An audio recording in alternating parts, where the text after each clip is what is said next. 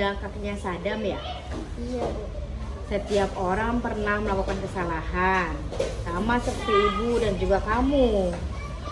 Iya Bu, pas itu saya lagi kesal sekali Bu. Kamu menendang Sadam pasti ada alasannya kan? Kenapa? Karena pas jam istirahat Sadam ngeledek nama bapak saya Bu. Saya nggak terima Bu, jadinya saya tendang Bu. Oh begitu. Ibu juga pasti kesal kalau ada yang mengejek nama orang tua ibu. Dan tadi kamu melakukan apa ke Sadam? Saya tendang Sadam sampai terjatuh dan saya peringati jangan mengulanginya lagi. Nah, mengingatkan teman itu hal yang baik, tapi harus dilakukan dengan cara yang baik pula, Far. Menurut kamu, kalau kamu menendang kakinya Sadam sampai dia jatuh, itu sesuai tidak dengan prinsip dan keyakinan kamu? Tidak Bu. Mengapa? Karena tidak menunjukkan sikap saling menyayangi dan menghormati. Menurut kamu, contoh sikap saling menyayangi satu sama lain bagaimana? Contohnya dengan berbicara baik pada teman dan berlaku baik pada teman dan tidak mencelakai teman. Nah, bagus, Pak. Menurut kamu, ke depannya kamu ingin menjadi murid yang seperti apa di kelas? Saya akan bersikap sesuai dengan keyakinan kelas, saling menyayangi, tidak mencelakai, dan mengingatkan dengan cara baik. Bagus sekali, Pak. Nah, menurut kamu untuk memperbaiki kesalahan kamu, apa yang harus kamu lakukan sekarang?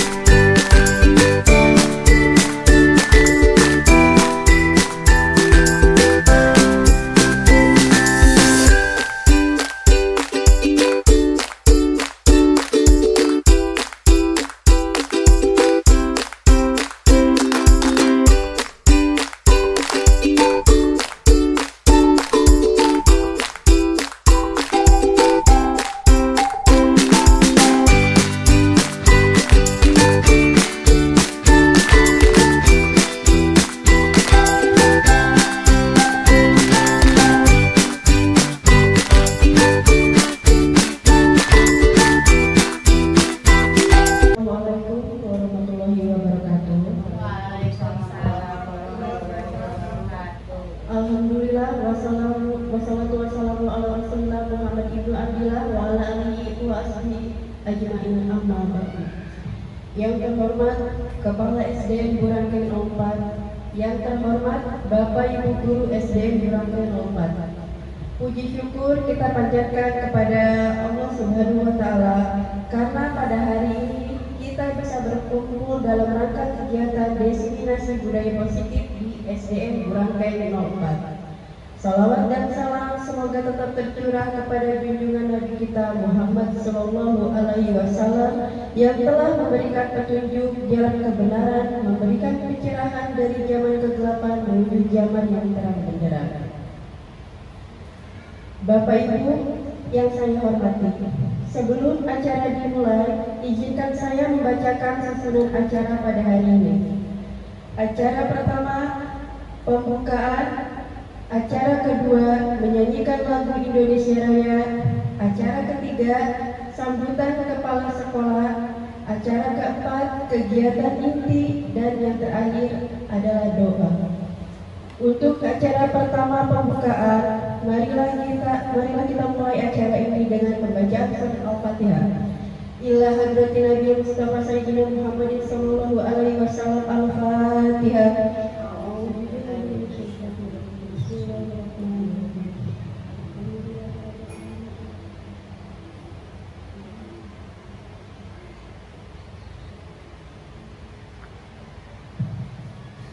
Semoga dengan bacaan Al-Fatihah tadi acara dapat berjalan dengan lancar. Amin ya rabbal alamin. Kita melangkah pada acara yang kedua, yaitu menyanyikan lagu Indonesia Raya. Kepada Bapak Ibu Guru dimohon berdiri.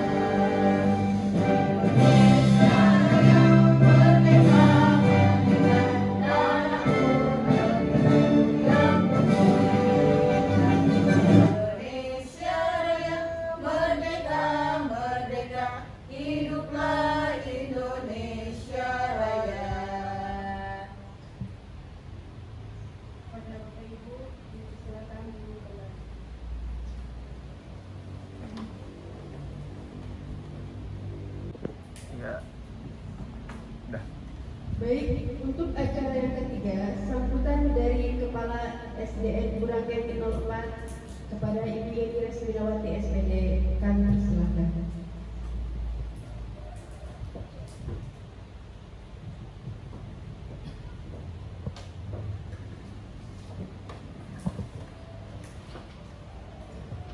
Bismillahirrahmanirrahim. Rabbi sadri wa sadri ya saya hormati tenaga pendidikan SDN Burangkeng 04. Assalamualaikum warahmatullahi wabarakatuh. Waalaikumsalam warahmatullahi wabarakatuh. Selamat siang dan salam sejahtera untuk kita semua. Pertama-tama mari kita panjatkan puji dan syukur atas kehadiran Allah Subhanahu wa taala, di mana pada siang hari ini kita dapat berkumpul bertatap muka pada acara Destinasi Budaya Positif SDN Burangkeng 04 dalam keadaan sehat walafiat. Salawat serta salam adalah kita panjatkan kepada junjungan Nabi kita Muhammad SAW, agar senantiasa kita semua selalu diberi nikmat sehat, nikmat iman, nikmat Islam, nikmat umur panjang, rezeki yang melimpah dan barokah. Tak lupa pula salawat salam kita panjatkan kepada junjungan Nabi kita Muhammad SAW dan para saudara dan sahabatnya, agar senantiasa kita semua selalu diberi jalan. Amin ya Allah. Yang pertama, saya ucapkan terima kasih kepada Bapak dan Ibu semua yang sudah menyempatkan hadir pada siang hari ini dan acara mengikuti kegiatan destinasi budaya positif di SDN Burangkeng 04. Saya selaku yang mewakili mahasiswa SDN Burangkeng 04 mengucapkan terima kasih atas kegiatan ini, terutama untuk Bapak dan Ibu semua dan Ibu Nur Alvita yang sudah mengkondisikan keadaan ini. Insya Allah semoga SDN Burangkeng 04 semakin sukses, semakin maju ke depannya dan bisa melahirkan anak-anak yang cerdas, anak-anak yang soleh dan soleh.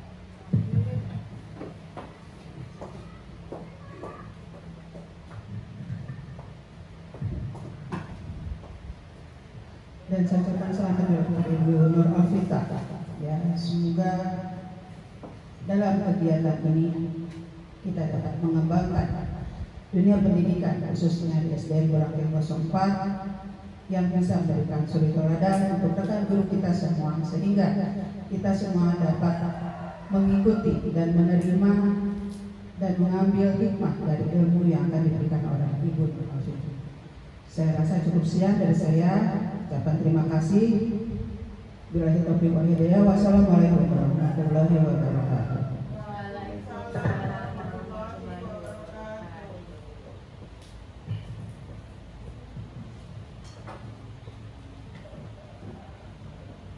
Demikian tadi sambutan dari Kepala SDN Burangkeng 04. Selanjutnya kita masuk ke acara ini. Acara ini akan disampaikan oleh Ibu Nur Alfita SPD. Kepada Ibu Nur Alfita SPD, kami persilakan.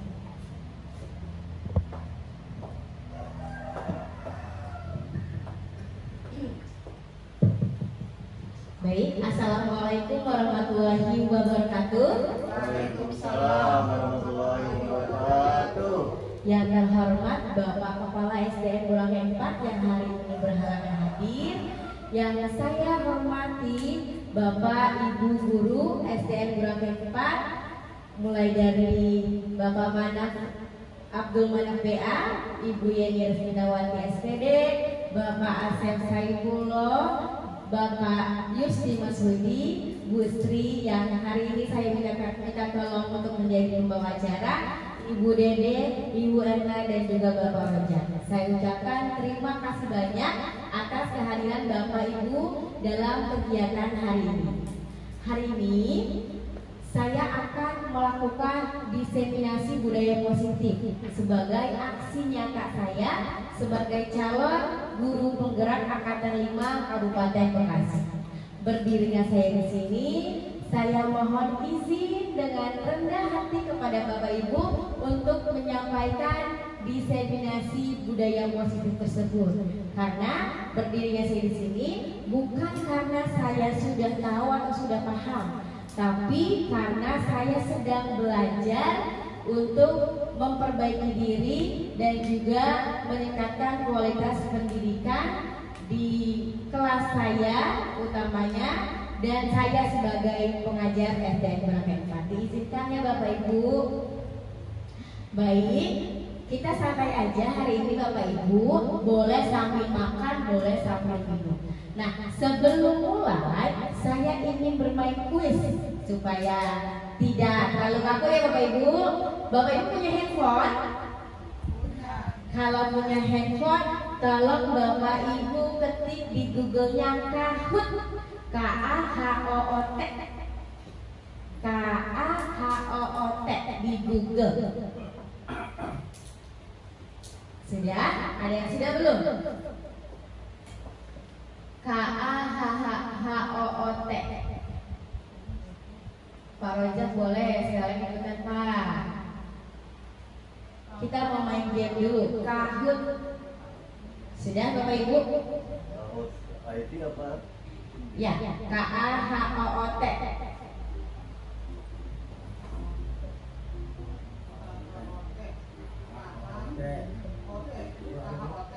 K-H-O-O-T. Nah, ini maksudnya sudah Bu? Coba yang keluar apa udah deh, maaf. Ya, diklik aja Kahootnya. Diklik.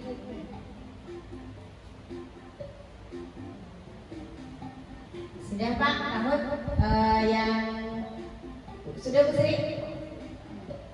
Pak Yus? Sudah? Keluar apa Pak Yus? Kalau, nah, sampai keluar ini Bu. Awas seling, sabar. K-H-O-O-T, sip. Kalau yang sudah keluar silahkan ketikkan 117275. Ya, pin gamenya.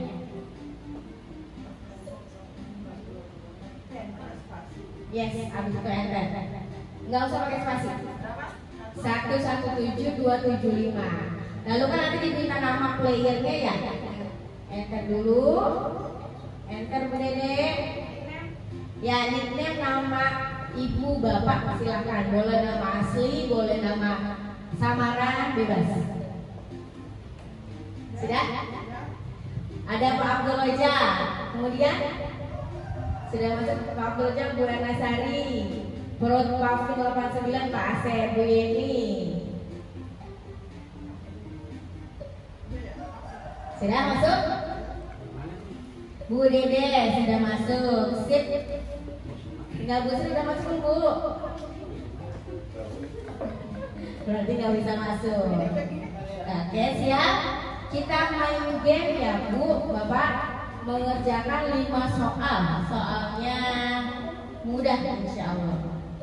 Sudah masuk? Kita start. Nah, sudah tampil? Sudah tampil nilai Bapak Ibu? Nah, itu ada pilihan jawabannya. Ada merah, merah Ki Hajar Dewantara, kuning Nadim, Ahmad Dahlan, yang hijau Hashim Asyari. Siapakah nama tokoh di bawah ini? Silakan Bu, diklik yang menurut jawaban Ibu benar. Diklik. Kita lihat siapa yang bisa menjawab. Yo, Pak Abdul Rojak yang pertama menjawab. Gimana Bapak Ibu bisa? Bu ini sudah tuh, Pak Abdul Rojak, Perut Pavin ya. Sistem berarti. Gimana Bapak Ibu sudah paham? Next ya. Yang belum nggak apa-apa. Kuis kedua. Menurut Anda arti dari disiplin adalah, ada waktunya ya Bu, 20 detik.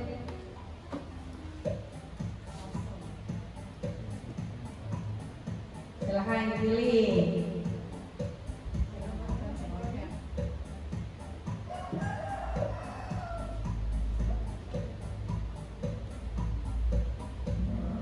Ya, habis waktunya, kita saksikan Bu Erna naik.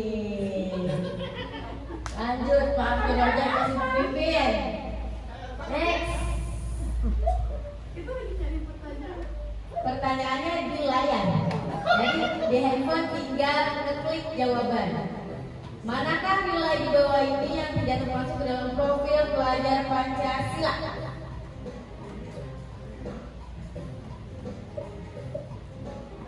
Bahkan sudah ada 4 yang menjawab. Habis waktunya. Wah, Bu Erna naik lagi. Harus cepet ya Bu jawabnya kalau Bu yang soal. Karena apa yang bagus sekali. Iya, HP-nya canggih Pak. Lanjut. Apa itu mah error apa? Dalam datang terlambat di kelas. Kemudian Bu Ati menyuruh Dara lari 10 keliling lapangan. Bu Ati sedang memberikan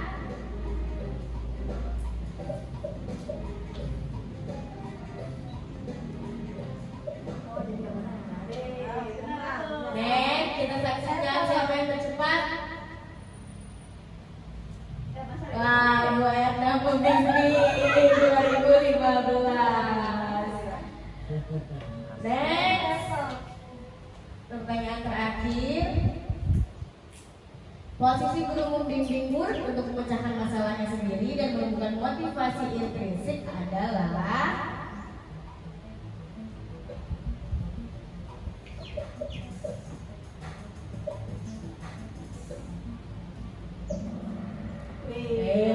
kita saksikan. Siapakah yang tercepat? Juara 3 Pak Abdul Rojak, Prof. Pavin, Bu Sri. Yang pertama adalah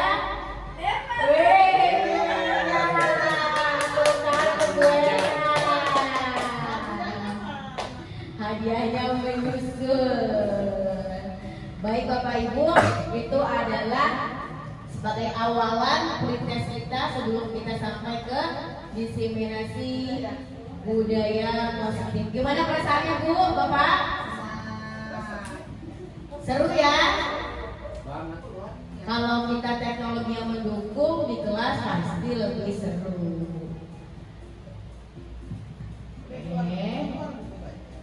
Ya, boleh keluar.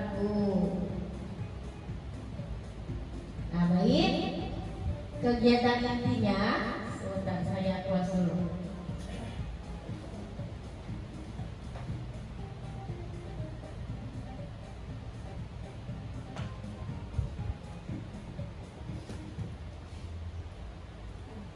Ya, nggak ada suara.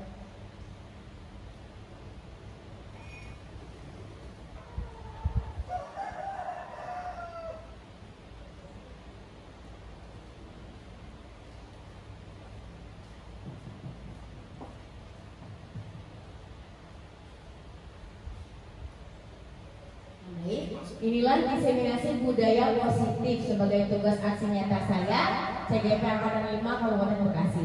Hari ini saya ingin mendiseminasikan tentang disiplin positif, keyakinan kelas, teori motivasi, 5 kebutuhan dasar manusia, 5 posisi kontrol restitusi, dan juga segitiga restitusi. Mungkin dari Bapak Ibu ada yang sudah paham ya, karena kita sudah punya guru penggerak sebelumnya, yaitu Bapak Mulyana pasti sudah mendiseminasikan materi ini, dan hari ini saya hanya ingin berbagi, dan saya juga mengharapkan feedback dari Bapak Ibu untuk menambah pemahaman saya terhadap budaya positif, disiplin positif sampai segitiga restitusi.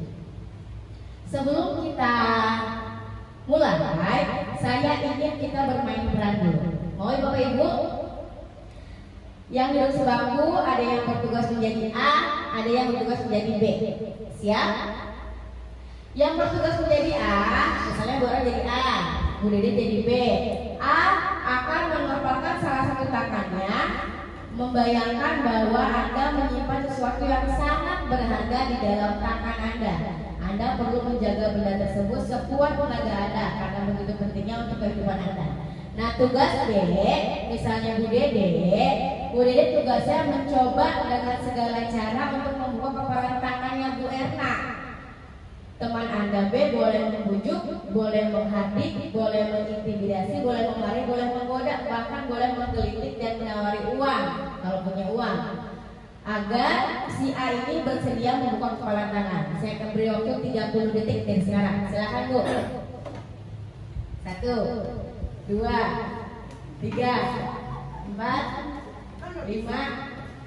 Bu Dede itu mengerayu Bu Erna supaya buka kepalan tangan.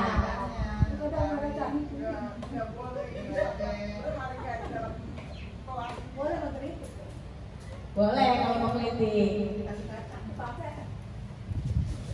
Boleh dipaksa, boleh memarahi, boleh menghardik, boleh.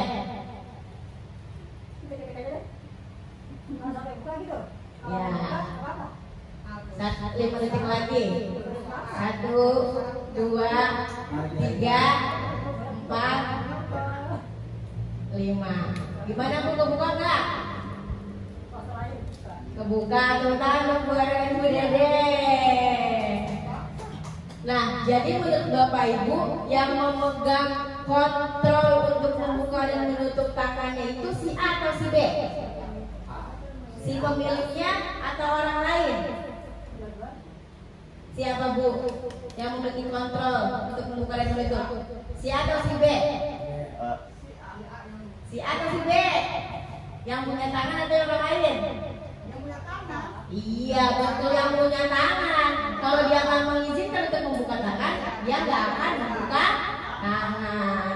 Nah, begitulah kontrol diri menurut Dr. William Glasser, bahwa ada 4 ilusi. Ilusi itu seperti sulap, kelihatannya tidak seperti yang kita lihat. Yang pertama, ilusi guru mengontrol murid. Kita lihat seperti gurunya lagi mengontrol murid, padahal si murid tersebut mengizinkan gurunya untuk mengontrol dirinya. Yang kedua, ilusi bahwa semua penguatan positif efektif dan bermanfaat. Misalnya penghargaan kita berikan ke murid akan menjadi termotivasi ya. Namun pada jangka panjang, kalau penghargaan itu kita tiadakan, maka motivasinya masih ada atau hilang? Pasti akan hilang, tidak bertahan lama hanya pada saat itu. Kemudian ilusi bahwa kritik dan membuat orang merasa bersalah dapat menguatkan karakter. Jadi jika kita membuat orang merasa bersalah, yang ada karakternya bukan kuat, tapi dia merasa bahwa dirinya buruk. Kemudian ilusi bahwa orang dewasa memiliki hak untuk memaksa. Ini contohnya, pada saat itu orang dewasa akan menyadari bahwa perilaku memaksa tidak akan efektif untuk jangka panjang, hanya berlaku saat itu saja. Kemudian sekarang kita beralih ke makna kata disiplin. Pasti Bapak Ibu sudah paham apa itu disiplin. Yang kita tahu, yang saya pun tahu, disiplin itu sama dengan peraturan yang berujung pada hukuman. Namun seiring dengan perubahan paradigma pendidikan, kalau kita telah lagi, disiplin itu berasal dari bahasa Latin yang disebut disiplina, yang artinya belajar. Bahwa Ki Hajar Dewantara mengartikan disiplin sebagai bentuk belajar kontrol diri, yaitu belajar mengontrol diri agar dapat mencapai suatu tujuan mulia. Dan tujuan mulia di sini mengacu pada nilai-nilai atau prinsip mulia yang dianut seseorang. Nah, nilai-nilai tersebut disebut sebagai kebajikan universal. Ini pun kebajikan universal, kata-katanya baru saya dapatkan ketika saya belajar di CGP Angkatan 5. Bapak Ibu sudah pernah sebelumnya mendengar kebajikan universal? Belum, sama kalau gitu ya Bu. Kemudian apa itu nilai-nilai kebajikan universal? Nilai-nilai kebajikan universal itu nilai kebajikan yang disepakati bersama, terlepas dari suku bangsa, agama, bahasa maupun latar belakangnya. Dan nilai-nilai ini merupakan payung besar dari sikap dan perilaku kita. Contohnya, nilai-nilai kebajikan universal yang sekarang sedang digema-gemakan oleh Kemdikbud, yaitu profil pelajar Pancasila. Ada 6 nilainya. Yang pertama, beriman bertakwa kepada Tuhan Yang Maha Esa dan berakhlak mulia. Yang kedua, berkebinekaan global, gotong royong, mandiri, kreatif, berjalan kritis. Bapak Ibu sudah menerapkan belum di kelas? Saya punya lagu untuk profil pelajar Pancasila. Lagunya saya mau tamasya berkeliling-keliling kota, diganti pelajar Pancasila beriman dan bertakwa kepada Tuhan Yang Esa dan berakhlak mulia, berkebinekaan global, gotong royong, mandiri, kreatif. Tepuk tangan untuk Bapak Ibu semua, hebat. Beralih dari tadi ke nilai-nilai kebajikan universal, dapat kita persempit lagi untuk kita terapkan di kelas kita, yaitu keyakinan kelas. Mengapa keyakinan kelas? Mengapa tidak peraturan kelas saja? Karena kalau keyakinan kelas, kalau peraturan itu hanya tulisan yang harus dipatuhi oleh anak murid. Kalau keyakinan kelas ini kita akan ambil dari murid, mereka yang membuat, mereka yang sepakati, dan mereka yang taati. Karena dengan mereka yang membuat, mereka menjadi mau untuk mengikuti keyakinan kelas tersebut. Contohnya, ini yang sudah saya terapkan di kelas saya, membuat keyakinan kelas dari siswa untuk siswa oleh siswa.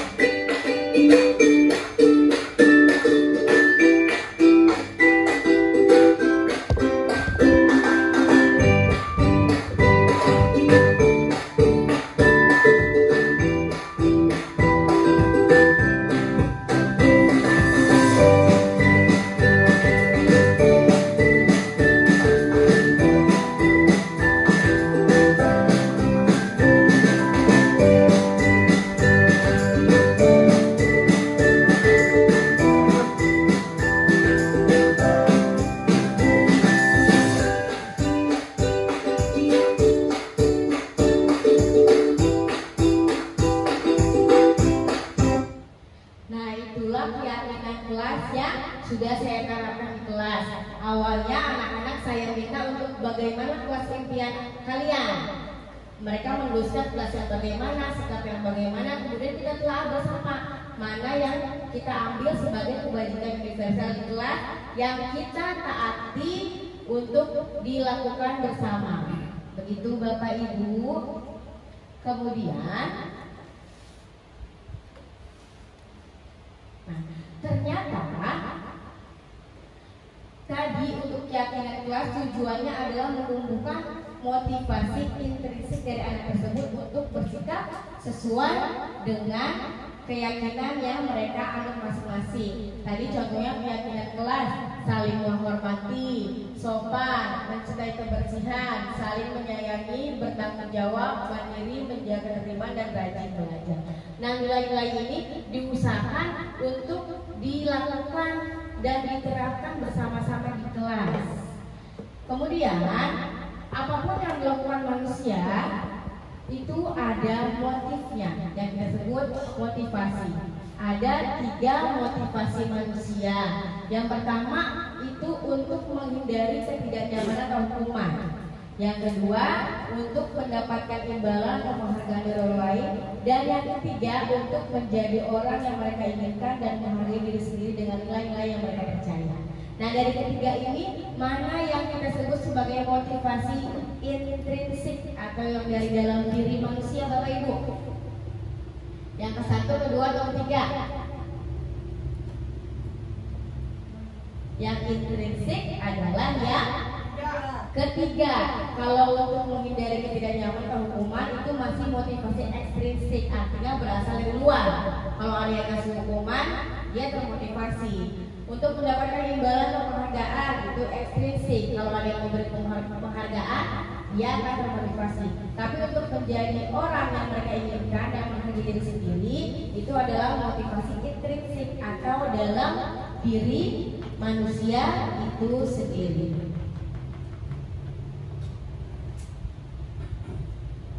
Nah, tujuan dari disiplin positif ini adalah menanamkan motivasi yang ketiga pada murid-murid kita, yaitu untuk menjadi orang yang mereka inginkan dan menghargai diri sendiri dengan nilai-nilai yang mereka percaya. Ketika murid-murid kita memiliki motivasi tersebut, maka mereka telah memiliki motivasi intrinsik yang berdampak jangka panjang, yang tidak akan terpengaruh pada adanya hukuman, hadiah, ataupun penghargaan. Nah, ternyata selain ada 3 motivasi yang melatar belakangi perilaku manusia, juga ada namanya 5 kebutuhan dasar manusia. Pasti Bapak Ibu sudah paham ya? 5 kebutuhan dasar manusia. Yang pertama kebutuhan apa, Bu? Kebutuhan makan, betul. Untuk lebih jelasnya kita saksikan video dari Kementerian Pendidikan dan Kebudayaan sebagai berikut.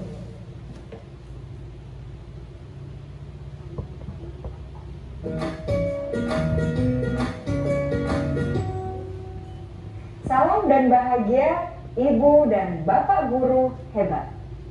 Untuk membangun budaya sekolah yang positif dengan lingkungan yang aman dan mendukung murid untuk menjadi pribadi yang berdaya, seimbang, dan bahagia, salah satu upaya yang dapat dilakukan oleh guru adalah memahami kebutuhan dasar yang mendasari perilaku murid.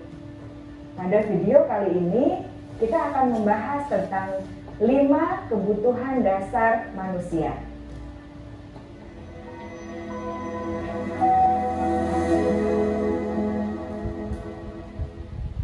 Ki Hajar Dewantara dalam salah satu kutipannya menyatakan, kita ambil contoh perbandingannya dengan hidup tumbuh-tumbuhan. Seorang petani dalam hakikatnya sama kewajibannya dengan seorang pendidik yang menanam padi misalnya. Hanya dapat menuntun tumbuhnya padi. Ia dapat memperbaiki kondisi tanah, memelihara tanaman padi, memberi pupuk dan air, membasmi ulat-ulat atau jamur-jamur yang mengganggu hidup tanaman padi, dan lain sebagainya. Ketika guru memahami kebutuhan apa yang mendasari perilaku murid, dan guru berusaha menuntun dan mendukung murid dalam memenuhi kebutuhannya secara positif, pada hakikatnya guru tersebut ibarat seorang petani yang sedang berusaha memahami kebutuhan masing-masing tanaman. Dan ia berusaha memenuhi kebutuhan tanaman tersebut agar dapat tumbuh dengan subur dan maksimal. Dr. William Glasser, seorang psikiater dari Amerika Serikat, menyatakan bahwa seluruh tindakan manusia memiliki tujuan tertentu, yaitu memenuhi kebutuhan dasarnya. Ketika kelima kebutuhan dasar telah terpenuhi secara memadai, maka murid akan tumbuh dengan seimbang dan bahagia. Sebaliknya, ketika kebutuhan dasar tidak terpenuhi dengan baik, maka seseorang akan mengalami emosi negatif seperti bosan, sedih, dan kecewa. Bahkan mereka dapat melakukan perbuatan yang bertentangan dengan nilai-nilai kebajikan atau melanggar peraturan. Dengan kata lain, perilaku buruk seseorang biasanya adalah respons dari kebutuhan yang tidak terpenuhi. Namun, mereka tidak tahu cara untuk menyampaikannya. Ada 5 kebutuhan dasar manusia menurut Dr. William Glasser, yaitu yang pertama, kebutuhan untuk bertahan hidup atau survival. Yang kedua, kebutuhan untuk merasa diterima atau love and belonging. Yang ketiga, kebutuhan akan kebebasan atau freedom. Yang keempat, kebutuhan akan kesenangan atau fun. Dan yang kelima, kebutuhan akan penguasaan atau power.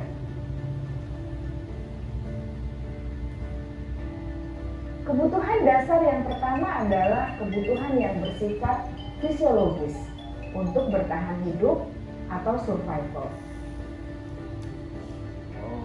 Misalnya kesehatan, rumah, dan makanan. Kebutuhan biologis sebagai bagian dari proses reproduksi, termasuk kebutuhan untuk tetap bertahan hidup. Kebutuhan untuk merasa aman juga termasuk dalam kebutuhan ini.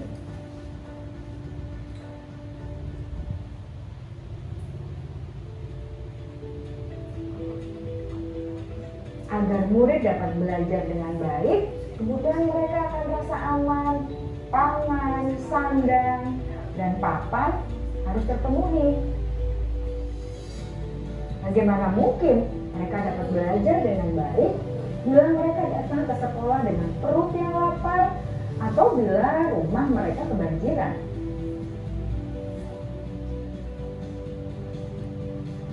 Setelah kita mengetahui kebutuhan pertama yang sebagian besar bersifat fisiologis, mari kita lihat kebutuhan kedua sampai kelima yang semuanya berhubungan dengan psikologis.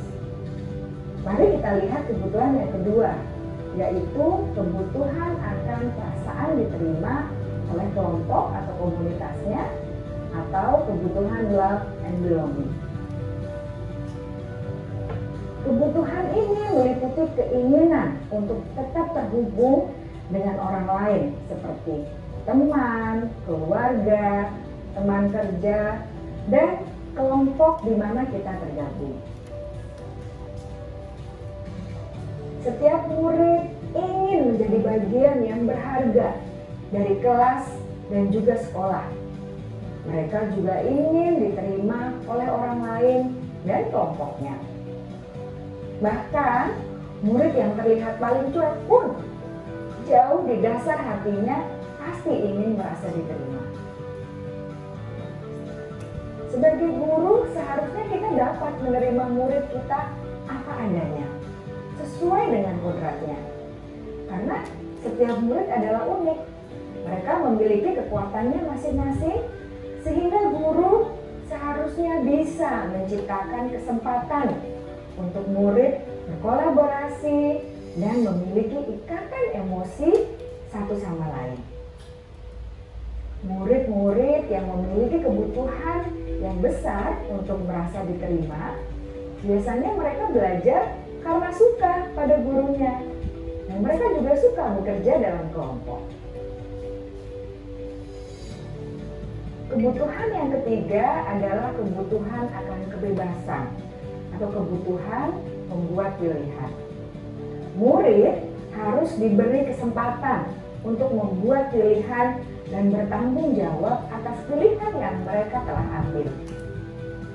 Memberi mereka kebebasan bukan berarti membiarkan mereka melakukan apa saja yang mereka mau, melainkan lebih memberi mereka kesempatan untuk membuat pilihan, menyuarakan pendapat mereka dengan percaya diri, dan memberi mereka kesempatan untuk mencoba hal-hal yang baru. Pembelajaran dengan metode yang beragam dan menarik juga akan memenuhi kebutuhan murid tentang kebebasan ini. Pembelajaran berdiferensiasi di mana guru menyediakan beberapa jenis tugas yang bisa dipilih oleh murid sesuai dengan mereka, sangat baik untuk mengembangkan murid menjadi lebih mandiri dan memiliki motivasi internal. Karena kebutuhan akan kebebasan pada dasarnya adalah kebutuhan untuk mandiri, memiliki otonomi, memiliki pilihan, dan mampu mengendalikan arah hidupnya sendiri.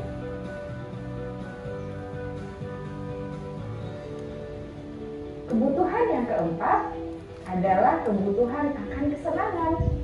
Bayangkan Bapak Ibu, hidup tanpa rasa senang. Betapa menyedihkannya.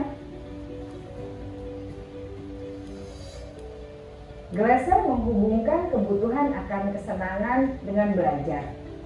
Jangan sepelekan kebutuhan murid untuk merasa senang di kelas. Sebagai guru, jangan ragu-ragu untuk dengan sengaja memasukkan kegiatan yang menyenangkan dalam kelas. Murid-murid dengan kebutuhan dasar kesenangan yang tinggi ingin menikmati apa yang mereka lakukan. Mereka juga konsentrasi tinggi saat mengerjakan hal-hal yang disenangi.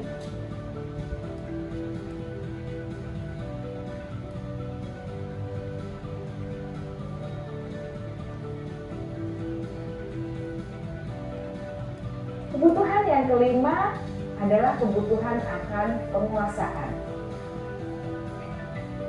Setiap murid memiliki kebutuhan untuk merasa kompeten, menjadi terampil, diakui pencapaian dan keterampilannya, didengarkan, bisa membuat dampak dan pengaruh, dan memiliki rasa harga diri. Mereka sebaiknya diberi kesempatan untuk membuat keputusan tentang hal-hal yang penting dalam hidupnya dan tidak merasa dikontrol oleh sistem sekolah. Pada murid yang telah menginjak usia remaja, seringkali mereka merasa tidak memegang kendali atas kehidupannya sendiri, karena guru kerap kali berpengaruh dalam mengambil keputusan. Murid-murid yang memiliki kebutuhan dasar akan penguasaan yang tinggi biasanya selalu ingin menjadi pemimpin. Mereka juga suka mengamati sebelum mencoba hal-hal yang baru. Mereka juga perfeksionis dan merasa kecewa bila melakukan kesalahan.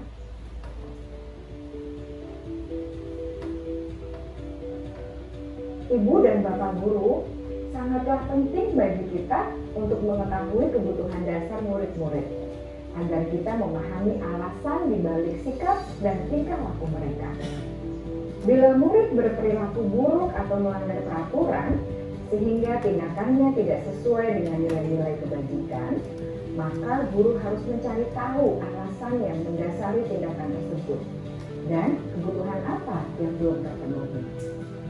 Melalui percakapan dengan guru dalam pendekatan disiplin positif, Murid dapat diajak untuk bersikap reflektif dalam mengenali kebutuhan-kebutuhan yang berusaha mereka penuhi dan mendasari tindakan mereka.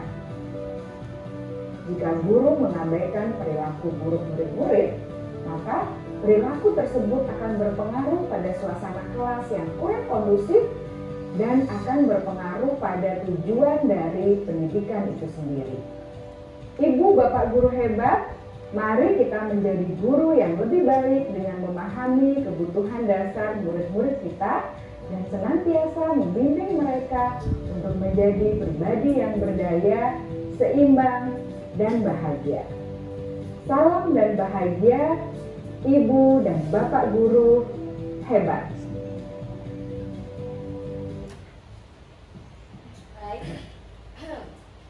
Baik, itulah video dari Kementerian tentang 5 kebutuhan dasar manusia.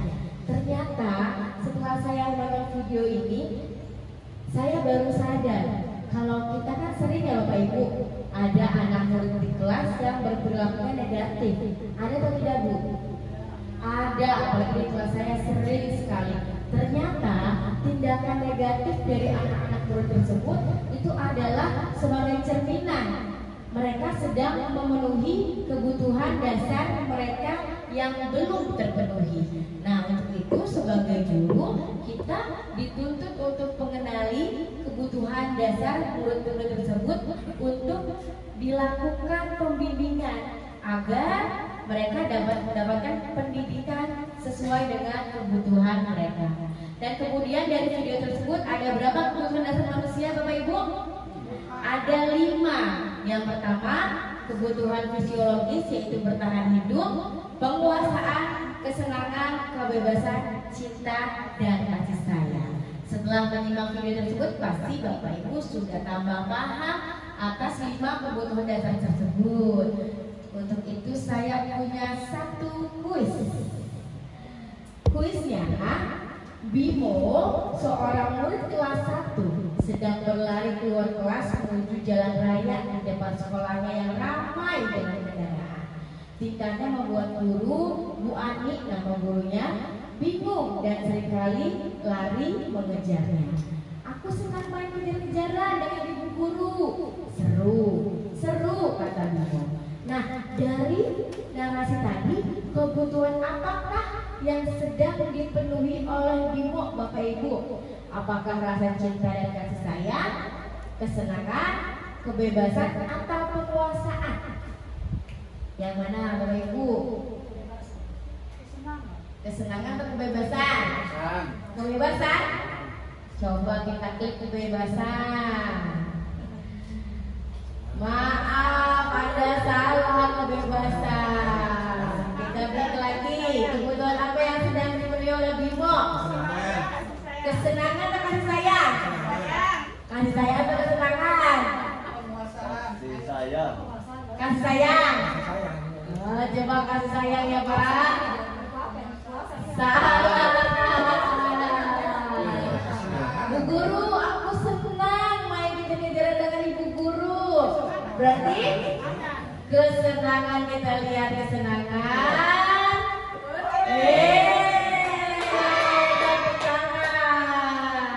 Betul. Jadi dari kasus berikut, si Bimo yang lari-larian dalam kelas sebetulnya dia sedang memenuhi kebutuhan dasarnya, yaitu kesenangan. Ada ya Bu, namanya Andra di kelas Bu. Nah, kita ice breaking dulu ya Bapak Ibu, supaya kita nonton video. Sekarang kita ice breaking. Nah, ada gambar. Siapa yang bisa jawab gambar apa? Gimana Bu ya? Siapa yang bisa Bapak Ibu?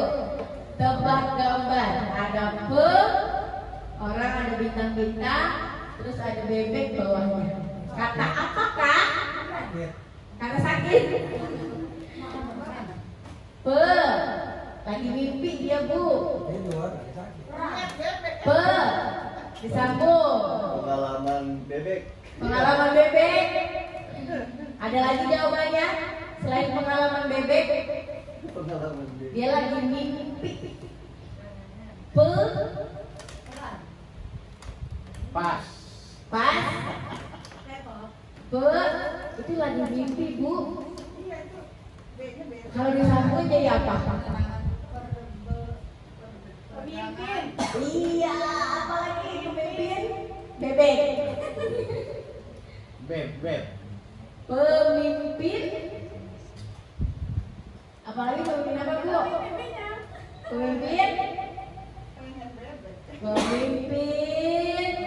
Bangsa. Bangsa yang hidup.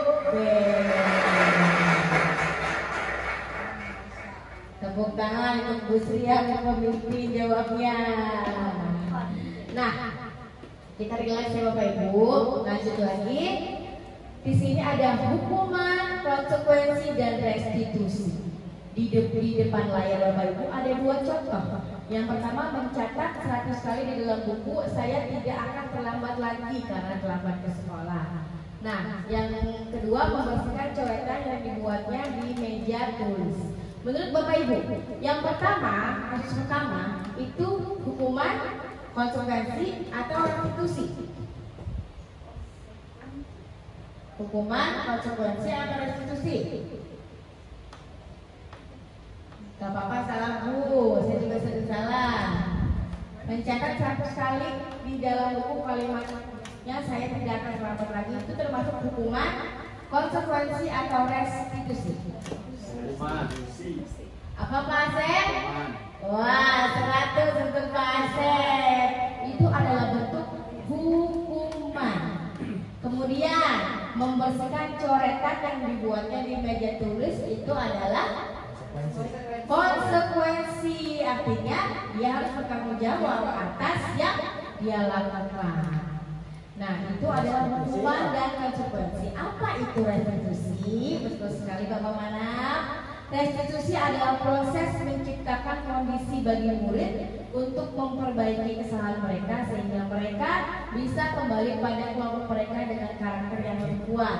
Itu menurut si Gosen tahun 2004. Menurut si Charles Gosen, restitusi juga merupakan proses kolaboratif yang mengajarkan murid untuk mencari solusi dari masalah mereka dan membantu murid berpikir tentang orang seperti apa yang mereka inginkan dan bagaimana mereka harus memperlakukan orang lain.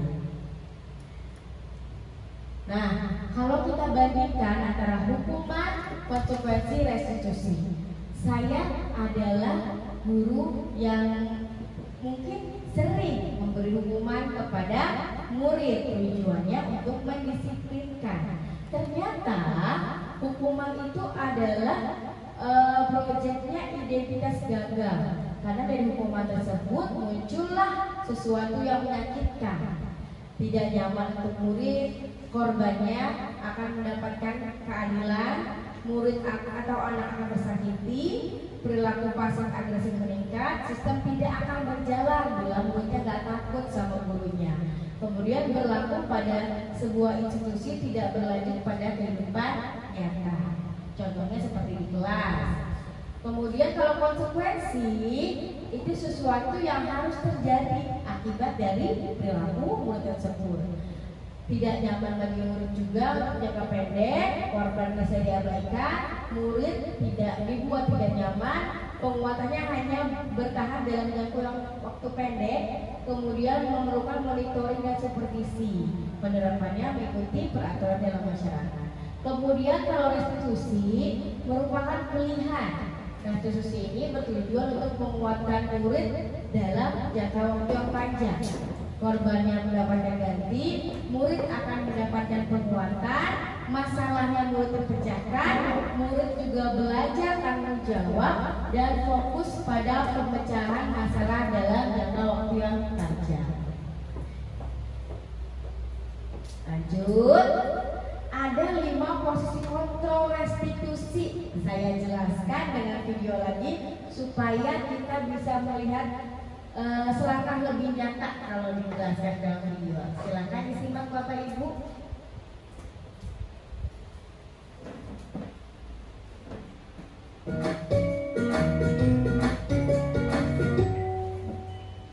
Salam bahagia Ibu dan Bapak guru hebat. Dalam penerapan disiplin positif restitusi, salah satu program yang dikembangkan adalah 5 posisi kontrol.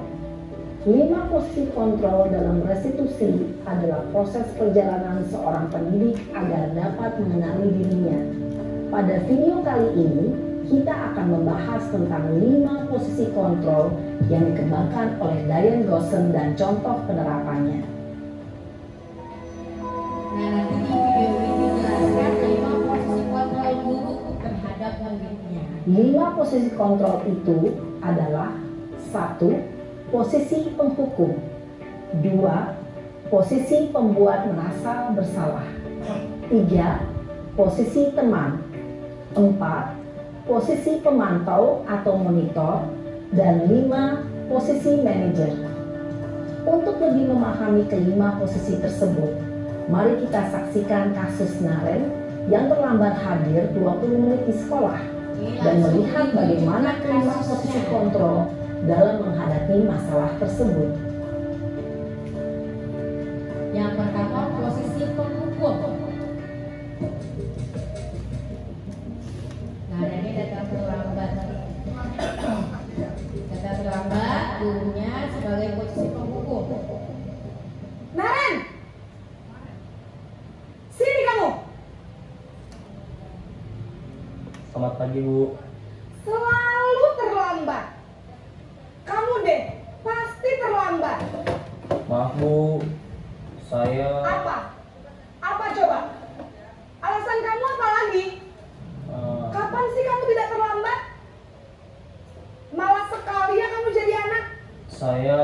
Dasar pemalas. Gak kapok-kapok sih kamu. Sudah berapa kali terlambat? Sana, kamu keliling lapangan basket 2 kali. Kenapa saya harus ke lapangan basket, Bu? Kenapa? Kamu melawan ibu? Berani-beraninya jawab sudah terlambat, masih berani jawab pula.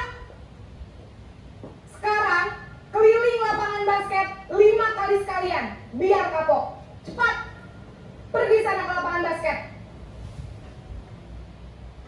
Posisi penghukum biasanya berbicara dengan nada tinggi, menghardik, menunjuk-nunjuk, menyakiti, dan menyindir. Hukuman bisa berupa fisik maupun psikis. Ibu dan Bapak guru hebat, dampak yang terjadi pada murid ketika guru berada pada posisi penghukum adalah murid cenderung akan memberontak, bahkan menyimpan dendam. Nah, sekarang posisi yang kedua, posisi pembuat merasa bersalah. Dalam kasus yang sama, ada terlambat.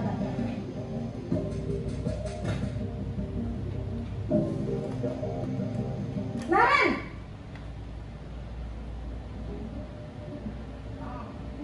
Selamat pagi, Bu.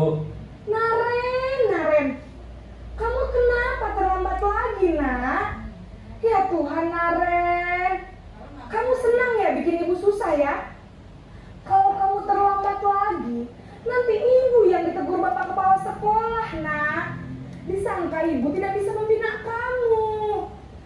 Duh, gimana ini? Maaf, Bu. Duh, Gusti Naren, kamu suka ya kalau ibu ditegur bapak kepala sekolah? Terus, sekarang ibu harus tulis apa yang di buku absen? Ini kamu sudah sering terlambat loh. Ibu harus apa coba? Maaf, Bu. Maaf sekali. Ya sudah, lain kali jangan bikin ibu susah lagi ya, nak ya. Ibu tidak akan kuat lagi kalau kamu begini terus. Bisa jantungan kalau ibu ditegur bapak kepala sekolah. Sana cepat ke kelas. Maaf ya, Bu. Maaf sekali. Posisi pembuat rasa bersalah berbicara dengan nada tenang, cenderung lembut. Namun kata-kata yang diutarakan membuat murid merasa menjadi orang yang gagal. Memandang buruk dirinya sendiri, merasa tidak berharga, dan tidak sanggup membahagiakan orang lain. Ketika guru mengambil posisi pembuat rasa bersalah, murid akan menganggap dirinya yang bersalah dan ia akan menyimpan emosi negatif tersebut di dalam dirinya. Posisi ketiga, posisi teman.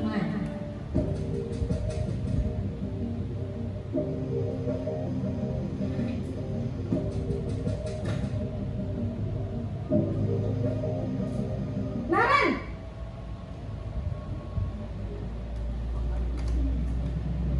Selamat pagi, Bu. Wah, sudah jam berapa ini, Nak? Terlambat lagi ya, sayang? Iya, Bu. Habis ibu saya lupa bangunkan saya, Bu. Kamu malah menyalahkan ibu kamu. Kamu bukannya anak yang larinya paling kencang. Kok terlambat sih? Iya, Bu. Saya memang terlambat bangun tadi. Jadi, biarpun saya lari kencang, tetap gak kekejar, Bu. Ya sudah sana. Nanti lain kali larinya lebih kencang lagi ya. Biar gak terlambat lagi. Bikin seneng ibu. Demi ibu. Bisa kan? Bisa lah, Bu. Ya sudah sana masuk kelas. Ibu beresin urusan absen kamu. Kamu ini ada-ada saja. Dalam posisi teman, guru berbicara dengan nada suara ramah, akrab, cenderung bersenda gurau untuk menjaga suasana tetap santai. Murid akan merasa senang, aman, dan akrab dengan guru. Identitas yang tercipta adalah identitas sukses atau berhasil. Namun, perlu diingat, karena ini masih dorongan eksternal, maka ada faktor ketergantungan dari murid kepada orang tertentu. Di sini, guru absennya, sehingga di lain waktu, murid bisa berperilaku baik, namun hanya kepada orang-orang tertentu saja.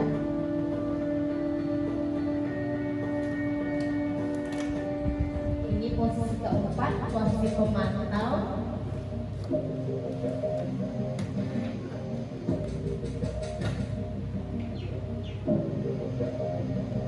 Naren!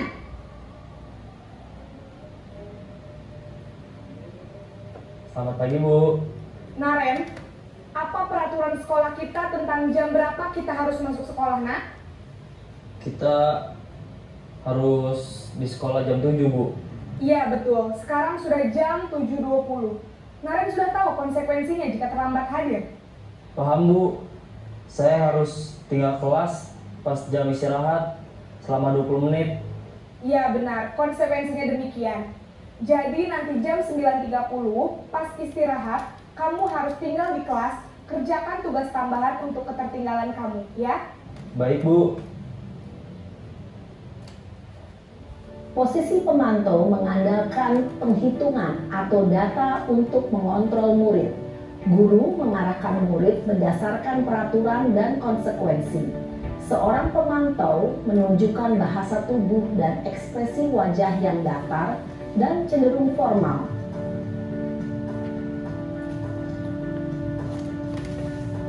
Posisi kelima, posisi manajer. Silakan silakan, Bu. Untung hari ini gak capek ya, Bu, bolak-balik 5 kali. Naren!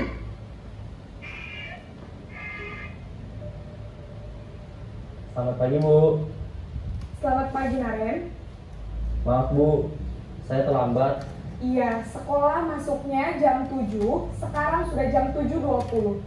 Jadi sekarang bagaimana ini, Naren? Maaf, Bu. Saya lupa setel alarm saya semalam. Baiklah, menurut kamu, keyakinan sekolah yang mana yang perlu kamu tingkatkan? Menghargai diri sendiri dan orang lain mungkin ya, Bu. Setuju. Jadi, apakah Naren meyakini prinsip saling menghormati tersebut? Iya, Bu. Saya meyakininya. Apakah Naren bersedia memperbaiki masalah keterlambatan ini? Bersedia, Bu. Bagaimana kamu akan perbaiki masalah keterlambatan ini? Saya akan coba untuk tidak lupa menyetel alarm saya, Bu. Baik, kalau Naren lupa menyetel alarm di rumah, ada orang yang kira-kira bisa bantu mengingatkan tidak? Ada, Bu. Kakak saya, Kak Emma. Ada lagi selain Kak Emma? Selain Kak Emma, ada ibu saya. Baik, jadi yang mengingatkan Naren adalah Kak Emma dan ibu kamu ya? Kira-kira akan mulai start alarm kapan nih Naren? Setelah pulang sekolah, akan segera saya lakukan. Baik, jadi Naren akan setel alarm untuk bangun besok pagi dan akan diingatkan oleh kakak dan ibunda Naren ya? Ada lagi yang mungkin perlu dilakukan Naren? Agar tidak terlambat bangun lagi. Tidak ada, Bu. Baik Naren, terima kasih untuk kerjasama kamu. Sekarang kamu perlu kembali ke kelas untuk belajar. Baik, Bu. Terima kasih. Posisi manajer adalah posisi kontrol yang disarankan untuk membimbing murid memiliki sikap disiplin yang positif, yaitu murid yang mandiri, bertanggung jawab, dan dapat memecahkan masalah. Tujuan dari posisi ini adalah agar murid dapat berefleksi atas tindakannya. Guru akan dengan tulus memberikan pertanyaan-pertanyaan bermakna, sehingga membuat murid dapat belajar dari kesalahannya dan mencari sebuah solusi untuk menyelesaikannya.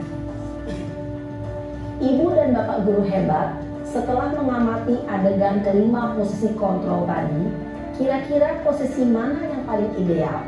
Posisi mana yang dapat menunjang motivasi intrinsik murid? Ya, tentu posisi manajer. Posisi ini memang posisi ideal yang ingin dituju setiap pendidik. Pada posisi inilah, guru dapat menerapkan disiplin positif yang berpihak pada murid, yang memerdekakan murid.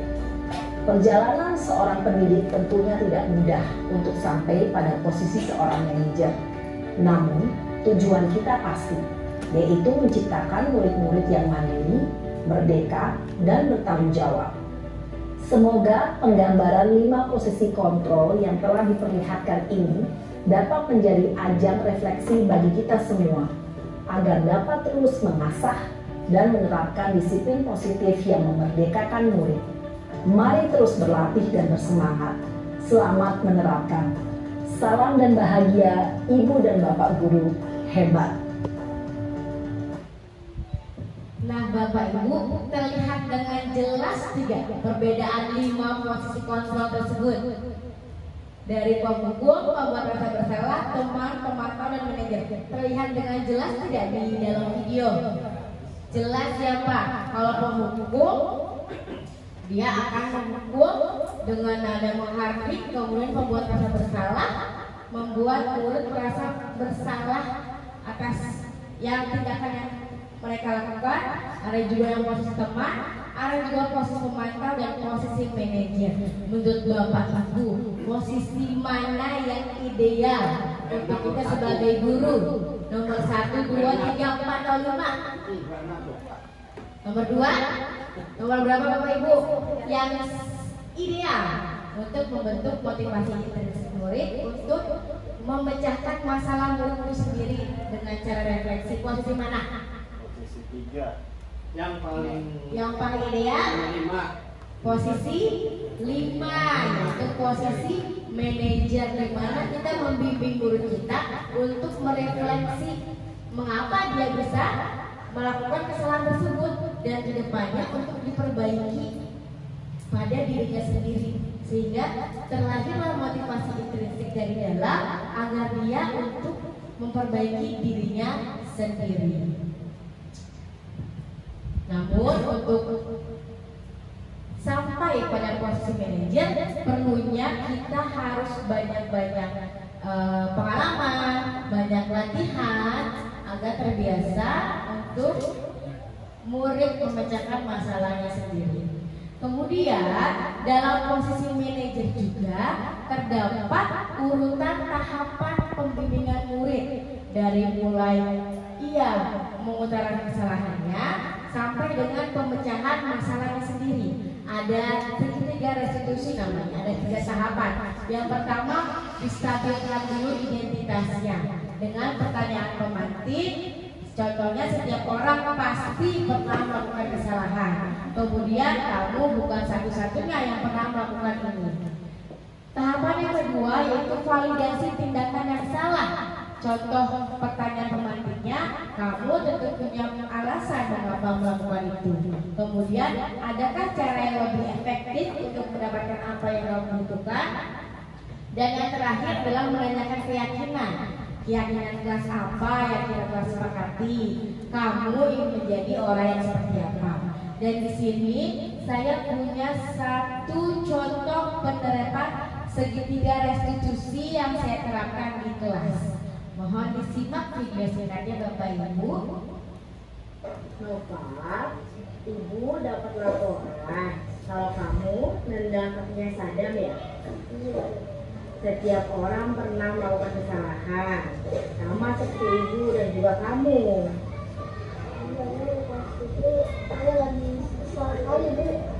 Kamu nendang Sadam pasti ada alasannya kan? Kenapa? Karena pas jam istirahat Sadam meledek nama bapak saya, Bu. Saya nggak terima, Bu. Jadi saya terima, Bu. Oh begitu. Ibu juga pasti kesal kalau ada yang mengejek nama orang tua Ibu. Dan tadi kamu lakukan apa ke Sadam? Saya tendang Sadam sampai terjatuh dan saya peringati jangan mengulanginya lagi. Nah, mengingatkan cemas itu hal yang baik, tapi harus dilakukan dengan cara yang baik pula, Pak. Menurut kamu, kalau kamu menendang kakinya Sadam sampai dia jatuh, itu sesuai tidak dengan prinsip dan keyakinan kamu? Iya. Mengapa? Karena tidak menunjukkan sikap saling menyayangi dan menghormati. Menurut kamu, contoh sikap saling menyayangi satu sama lain bagaimana?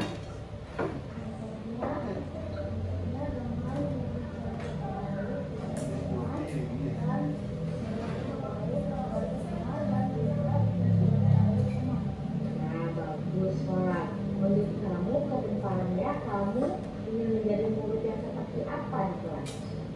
Saya akan bersikap sesuai dengan keyakinan bahwa saling menyayangi, tidak mencelakai, dan mengingatkan dengan cara baik. Bagus sekali, Pak. Nah, menurut kamu, untuk memperbaiki kesalahan kamu, apa yang harus kamu lakukan ke Sadam? Meminta maaf. Nah, baik Bapak Ibu, itu adalah salah satu contoh penerapan segitiga restitusi. Dalam video ini saya berusaha untuk berada di posisi manajer dengan menerapkan segitiga restitusi. Yang awalnya saya stabilkan dulu identitas anaknya, distabilkan dulu emosinya setelah melakukan kesalahan.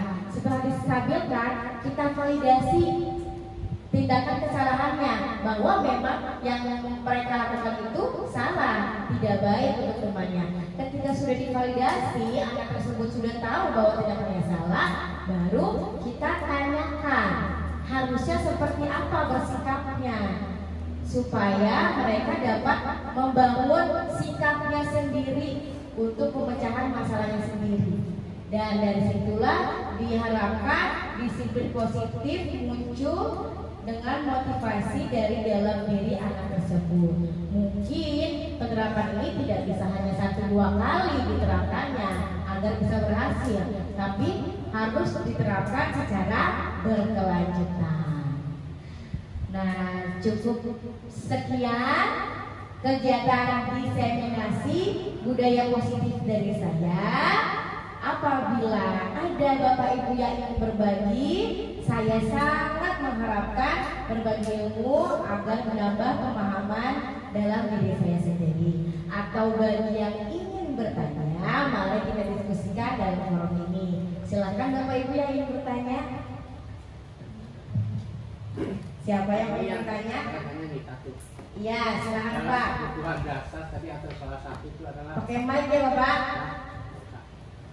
kebutuhan dasar tadi itu ada ya. Iya. Salah satunya itu yang termasuk kebutuhan biologis khususnya. Iya. Nah, itu gimana cara menerapkannya ke anak-anak SD semacam itu? Baik. Ya udah itu aja. Ya. Soalnya kan kalau anaknya belum usianya kan belum masuk kan. Ini kalau anak lebih tinggi bisa. Tapi kalau kecil gimana? Dalam kebutuhan dasar aja. Ya, baik Bapak, terima kasih atas pertanyaannya. Maksudnya kebutuhan biologis itu kebutuhan untuk bertahan hidup ya, yang tadi ditampilkan di video ini. Kebutuhan makan, minum. Kalau untuk biologis seperti kebutuhan sandang, pangan, papan, begitu maksudnya Pak? Bukan, tadi yang keturunan itu untuk mendapat keturunan yang banyak, tadi kan ada tuh gambarnya kan videonya nambah keturunan. Tapi apa pantas diterapkan di situ?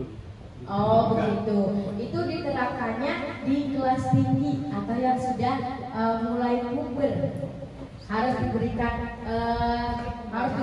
pembelajaran pemahaman kepada mereka supaya mereka paham untuk menempatkan dirinya dan di antara teman-temannya, untuk menempatkan dirinya bagaimana supaya bersikap, tahu antara perkembangan biologisnya dengan perkembangan sikap.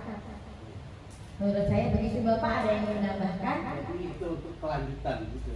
Iya. Kalau untuk kelas rendah mungkin belum sampai ke situ ya, masih yang dasar. Kalau untuk kelas tinggi, di kelas 5 kelas 6 mereka sudah mulai puber, sudah mulai merasa ada sesuatu yang baru dalam dirinya, barulah di sini bisa diperkenalkan, diberi pemahaman yang baik. Kebutuhan tadi harus dipenuhi. Iya. Dipenuhi juga, enggak kan? Tidak. Terima kasih Pak Asep. Pertanyaan selanjutnya silakan Ibu. Bu Dede, nanti mana? Bu Dede mau bertanya, silakan Bu Dede. Izin bertanya ya Bu. Silakan. Bagaimana cara mengatasi anak kelas 1 yang sedang berlari-lari dalam kelas?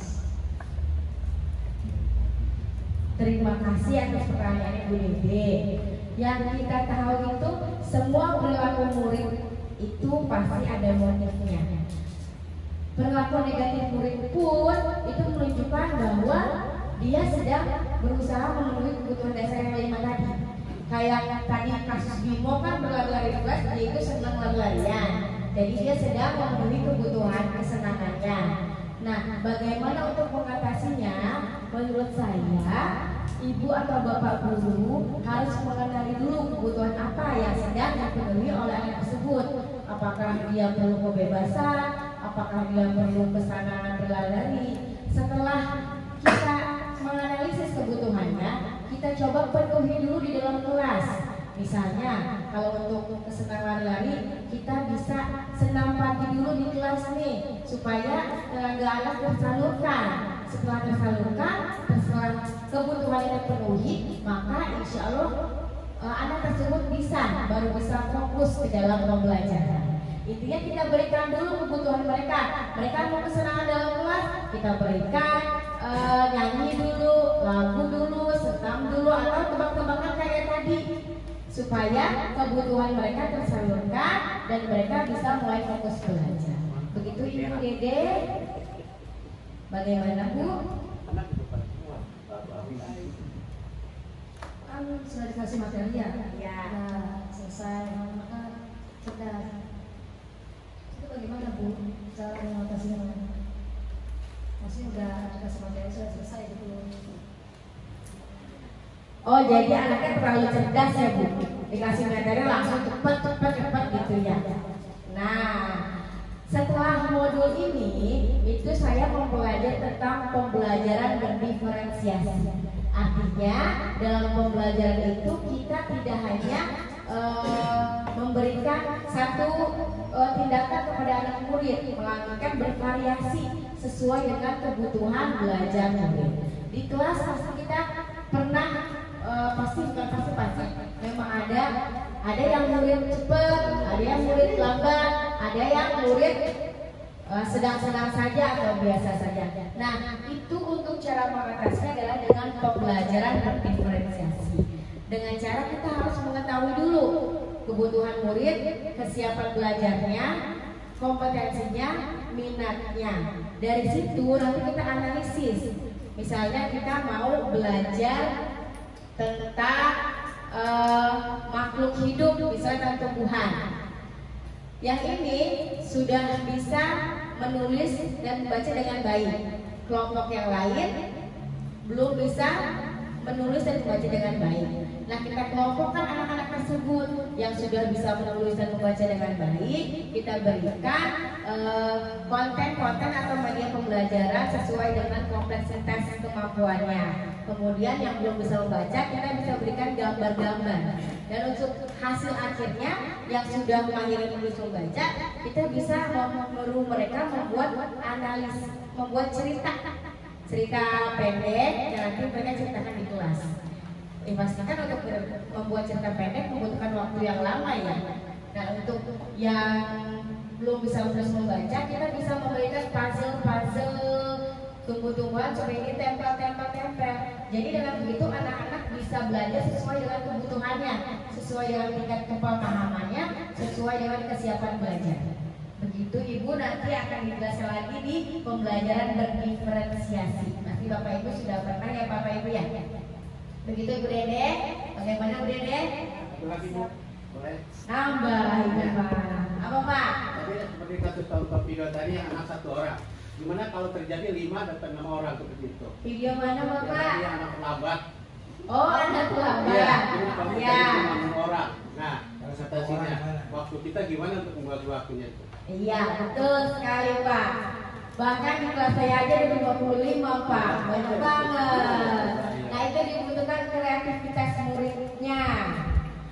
Kalau kayak seperti itu kan kita harus individual ya Bapak Ibu ya. Nah, berarti kita harus sediakan waktu khusus. Kalau dalam video tersebut, kalau misalnya di SMA sama di SMP kan ada guru piket ya. Bukan guru kelasnya yang langsung menangani, tapi guru piketnya yang iya. Guru khusus, guru piketnya, guru BK. Nah, kalau di SD kan tidak ada. Berarti gurunya harus kreatif.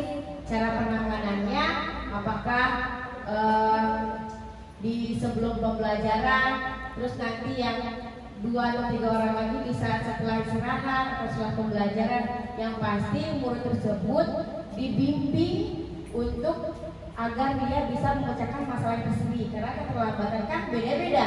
Ada yang terlambat karena bangunnya memang terlambat, ada yang terlambat karena ada sesuatu di jalan, misalnya kendaraan yang mogok, itu kan beda-beda. Begitu Bapak. Oh iya.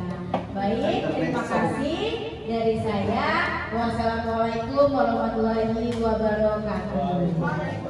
Saya kembalikan lagi ke Ibu pembawa acara.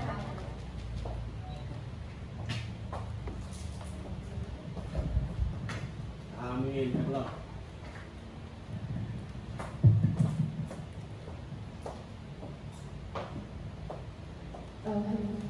Alhamdulillah, acara kegiatan inseminasi budaya positif di SD Burangkai 04 telah selesai dan berjalan dengan lancar. Selanjutnya untuk acara penutup akan dipimpin oleh Bapak Abdul Manaf BA. Kepada Bapak Abdul Manaf BA kami persilakan. Sebelumnya saya sebagai pembawa acara mohon dibukakan pintu maaf bila ada kata-kata yang tidak berkenan. Wabillahi taufiq wal hidayah. Wassalamualaikum warahmatullahi wabarakatuh.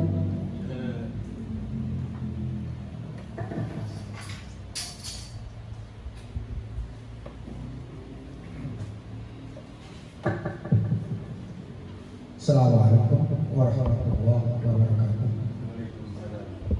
Baik, Bapak-bapak, Ibu-ibu, setelah kita mengikuti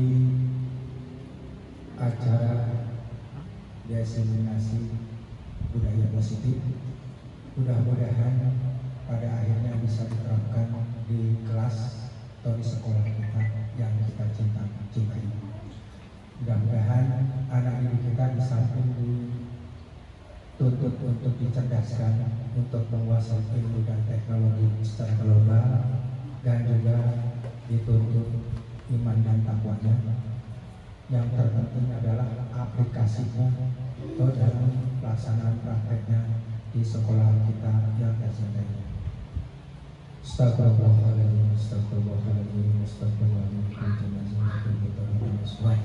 Bismillahirrahmanirrahim. Alhamdulillahirabbil alamin, hamdan yuwafiqu ni'amahu wa yukafi majidah. Ya Rabbana lakal hamd kama yanbaghi li jalali wajhika sultan. Allahumma shalli ala sayyidina biha min jami'il ahwal wal afat. wa taqulana biha jamil hajat wa tatahirna biha min jamil syai'at wa tarfa'una biha indaka ala darajat wa tubarika syai'an min jamil khairati fil hayati wal mamat.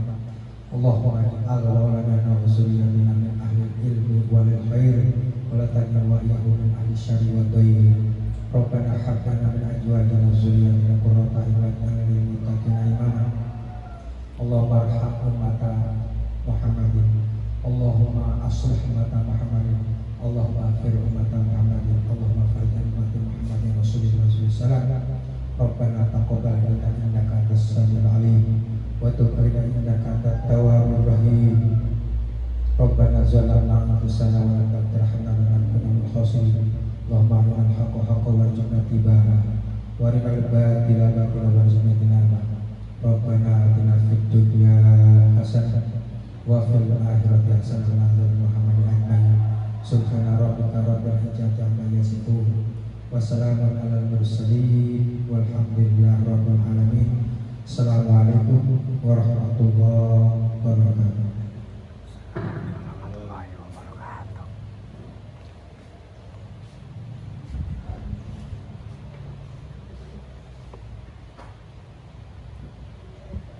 Demikianlah susunan acara-acara yang sudah disampaikan. Terima kasih sebelumnya kepada Bapak Ibu.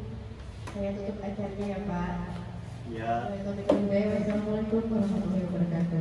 Waalaikumsalam warahmatullahi wabarakatuh.